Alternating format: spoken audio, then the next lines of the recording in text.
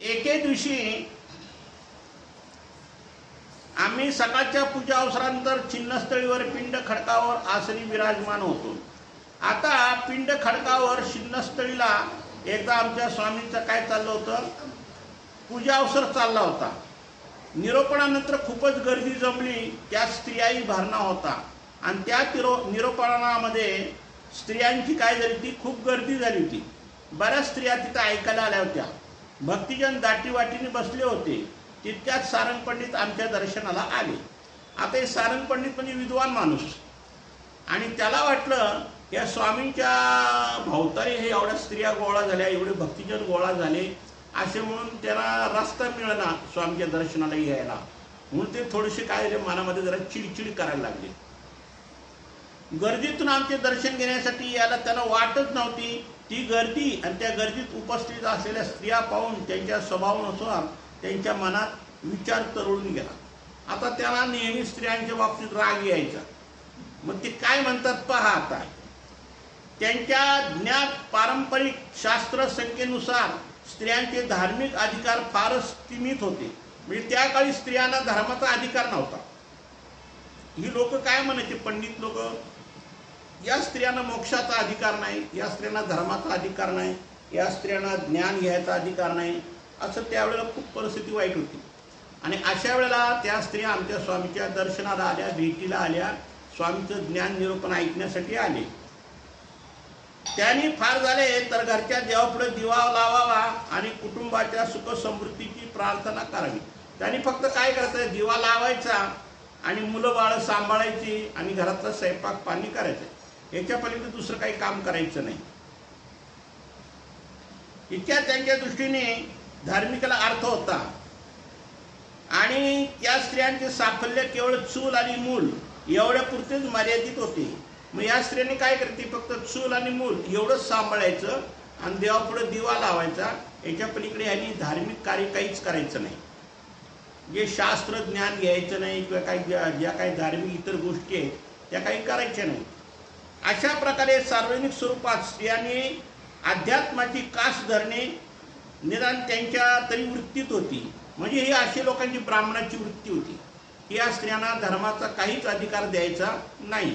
त्यांनी फक्त चूल मूल किंवा दिवाबत्ती एवढं फक्त करायचं, बाकी शास्त्र अध्ययन वगैरे काही करायचं नाही.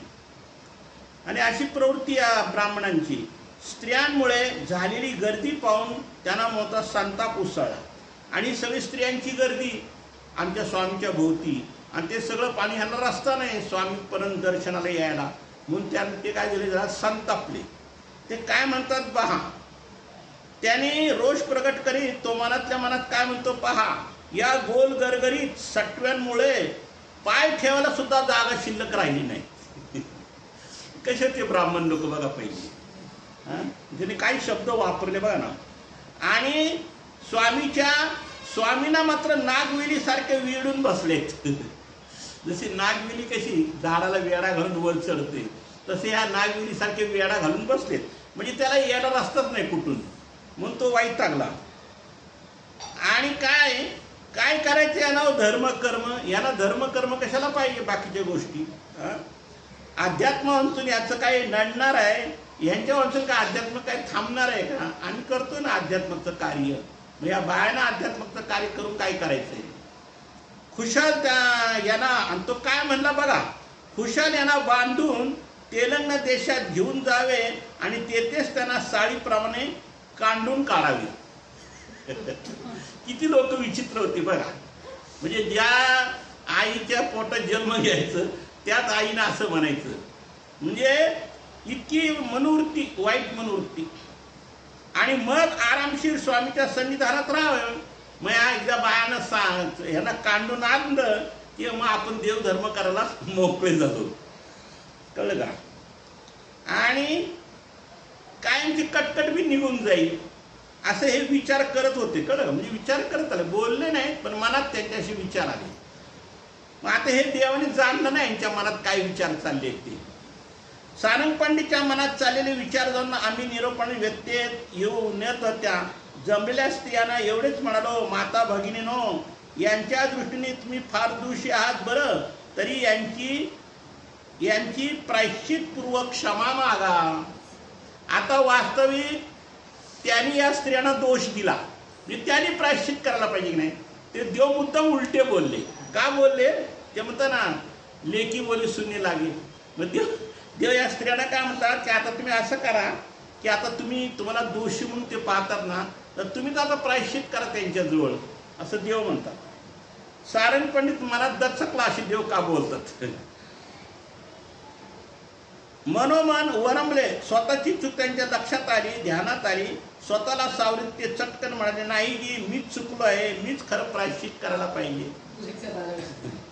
मग ते देवाला म्हणतात, अहो त्यांची काय चूक आहे, चूक माझीच आहे. मीच खरं मनामध्ये असं विचार करायला नाही पाहिजे होता, खरं मीच प्रायश्चित करायला पाहिजे.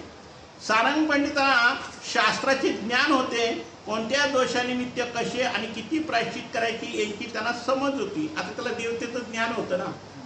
मग आता स्त्रियाबद्दल आपण काही मनात जर काही विकल्प दोष आणला किंवा पुरुषाबद्दल काही दोष आणला किंवा पशुपक्षाबद्दल काही हिंसा केली, ह्या दोषाबद्दल काय प्रायश्चित करावं लागतं. जसं आपल्यामध्ये प्रायश्चित करायची पद्धत आहे तसं अन्य पंथामध्ये प्रायश्चित करायची पद्धत आहे. पण ते काही सगळे करत नाहीत. जे ज्ञानी लोक आहेत ते करतात. तसा हा ज्ञानी होता त्या अन्य पंथाचा सारंग पंडित. म्हणून तो मनात काय विचार करतो की आपल्या ह्याचं प्रायश्चित करावंच लागेल.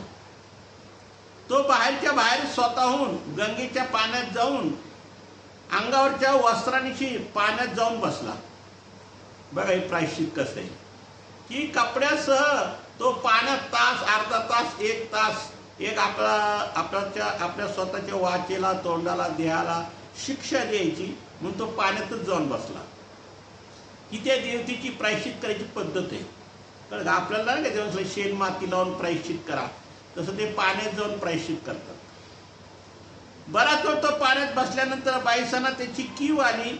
नेहमीप्रमाणे मध्यस्थी करीत म्हणाला, बाबा पांडाला पाण्यात बसून बराच वेळ झाला आहे, तरी त्याला बोलवावे की.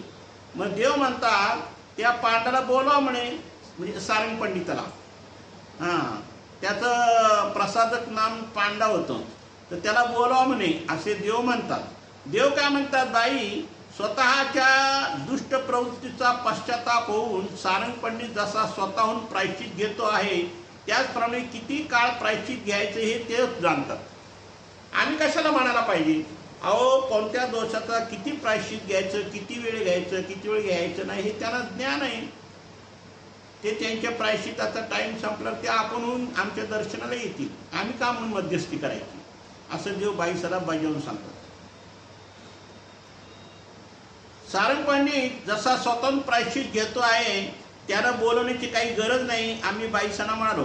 त्यानंतर ठराविक काळ प्रायश्चित घेतल्यानंतर सारंग पंडित आले, दंडवत घालून श्रीचरणी लागले आणि विनम्रपणे समोर येऊन बसले.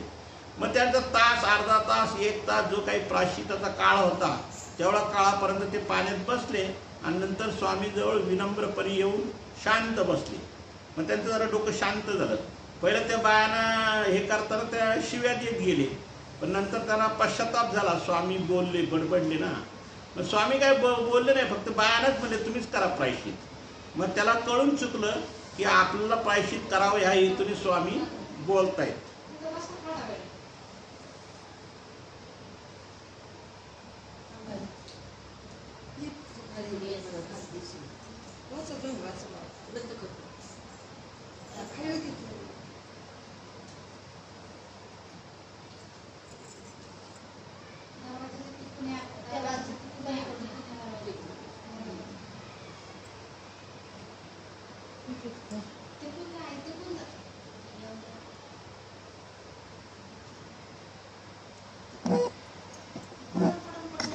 नाही पडत जोरात नाही, डोकं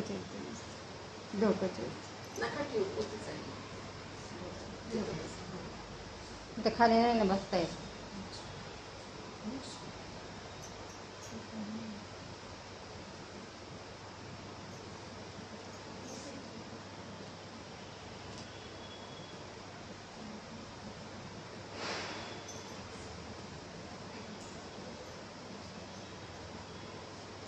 तेव्हा आम्ही त्यांना समजावीत, पण परखड शब्दात म्हणालो का हो, धर्माच्या अपेक्षेने याने ते का बसू नये. म्हणजे देव सारंग पंडिताला रागवले. कारण सारंग पंडिताचं काय म्हणणं होतं की यांना आध्यात्मिकची काय आवश्यकता आहे, यांना स्त्रियांना देवधर्म करायची काय आवश्यकता आहे. तेव्हा देव काय म्हणतात का हो, आध्यात्मिकच्या दृष्टीने स्त्री पुरुषांमध्ये असा भेद कशाला पाहिजे. तुमच्या देहात वास करतो तो जीव आहे आणि यांच्या देहात वास करणारा काही जीवली आहे.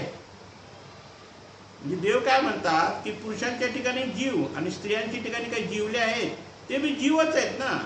कारण स्त्रियांचा आणि पुरुषांचा जीव एकच, फक्त देहाने वेगळे आहे, पण जीवात्मा दोघांचा सारखाच आहे.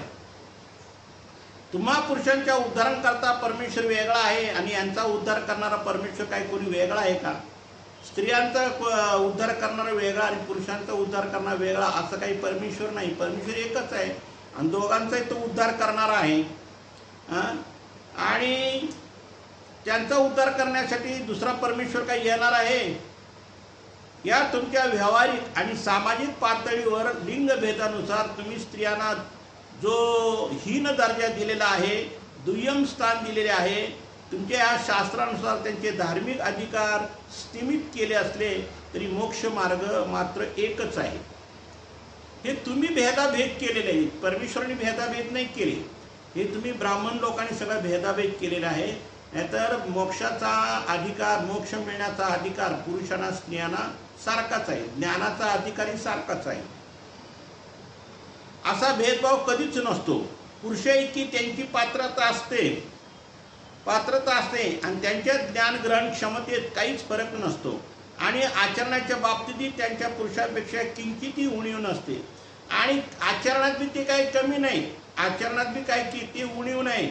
तुमच्या बरोबरनी ते सुद्धा आचरण करू शकतात, ज्ञान काढू शकतात. उलट तुमच्यासारख्या अनाधिकारी ठोंब्या पुरुषांपेक्षा अधिकारी ज्ञानी स्त्रिया केव्हाही श्रेष्ठच असतात. म्हणजे देवाचं काय म्हणणं आहे की माधईसासारख्या अशा कितीतरी स्त्रिया अधिकारी स्त्रिया झाले, म्हणजे ज्ञानाने अधिकारी. म्हणून तुम्ही स्त्रियांना तुमच्यापेक्षा कोणत्याही बाबतीत कमी लेखू नका. सारंग पंडितांनी आपली चूक मान्य करून दंडन घातली, क्षमा याचनापूर्वक श्रीचरणी लागले. मग त्यांनी स्वामींजवळ काय केले, क्षमा मागितली की जी आम्ही चुकलो, असं करायला नाही पाहिजे होतं, पण आता इथून पुढं असं करणार नाही. म्हणून त्यांनी काय केली, स्वामीकडं क्षमा मागितली.